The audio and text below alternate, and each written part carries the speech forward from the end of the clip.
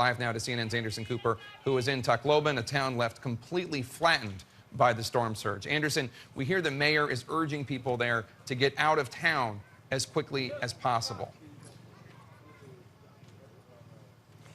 And people are certainly heeding that warning. They've been trying to get out, frankly, for 5, now moving into the 6th day since the storm. I mean, I can tell you about 300 feet, 400 feet from where I'm standing, there is already a line of people, and they have been standing all night, many of them standing all day yesterday, just waiting, residents here just waiting for Philippine military aircraft to come. They come about once or twice a day and get some people on those C-130 planes, get them to Manila, get them to Cebu, or just basically get them anywhere but here. People just are desperate to get out. There is really, in the direction all behind me, Jake, there is really nothing. I mean, the houses are gone, the shacks are gone, people are still looking for food, still desperate for water.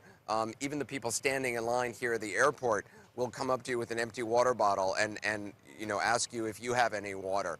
Supplies are running low for everybody. And you talked about the aid coming in. It is coming in the last 24 hours, the last 12 hours in particular. There has been a big uptick on it. Brigadier General Kennedy, the Marine General in charge of this operation here at the airport, promised to get the airport up and running on a 24-hour basis. He has done that. Planes have been coming in during the night.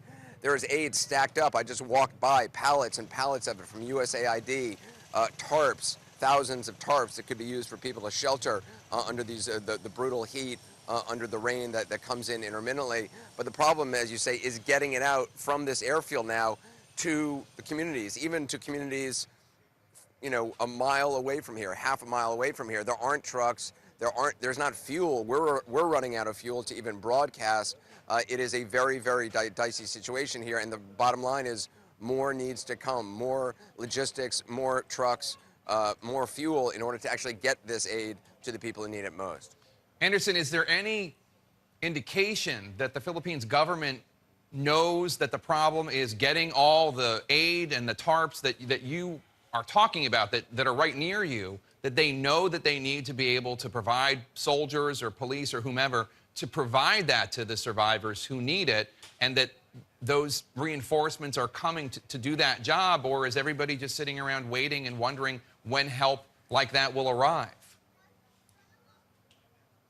You know, there are hundreds of Philippine police and military here at the airport and elsewhere at roadblocks and such, but you don't see them out going block by block, searching for bodies, searching for, you know, I haven't seen any search and rescue operations, even in the immediate days after the storm. You know, you think back to the tsunami in Japan back 2 years ago or 3 years ago, within a day there were Japanese defense forces out they didn't have heavy earth-moving equipment. They were just out on foot, walking block by block. You know, they divided up communities. That has not happened here. People are left to their own devices. I was with a mother who was searching for her 6 dead children yesterday. She'd found 3 of them. She'd have to carry their bodies, place them under some sacks, but she was still looking for her 3 other children. Her husband, she'd already found his body, and there's just no one to help these people.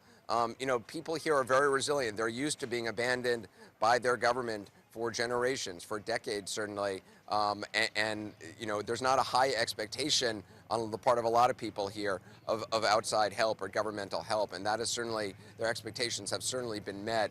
I think, you know, the government must know what's going on. It's just a question of ability and logistics. There are not the trucks available to get aid out here. That's something certainly the Marines are hoping to work on in the next couple of days, but it's still a very desperate situation. That's so heartbreaking, Anderson. I know you did an aerial tour of the damage today. You'll be showing that on your show later this evening.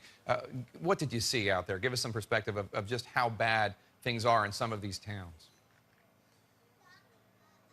Yeah, you know, we went out with the Marines in their Osprey aircraft, which have now started to fly, which really allow them to get into some places that others have not been able to get into. So we went to a nearby island, about a 30-minute flight from here, called Samar. You know, again, it's devastation. It's one island after another all along the south that's just destroyed. You know, we landed with a member, a captain from the Philippine Special Forces from the Navy, and you know, he was talking to the people. He was trying to get an assessment of the damage. And the bottom line, the message is more supplies. We need food. We need water. And in these small communities, there's only about, according to this captain, only about 15 or 20% of these communities that have actually been assessed. So there's still a lot we don't know about what's going on in some of these outlying places. All right, Anderson Cooper and Tacloban, thank you so much. Stay safe, my friend.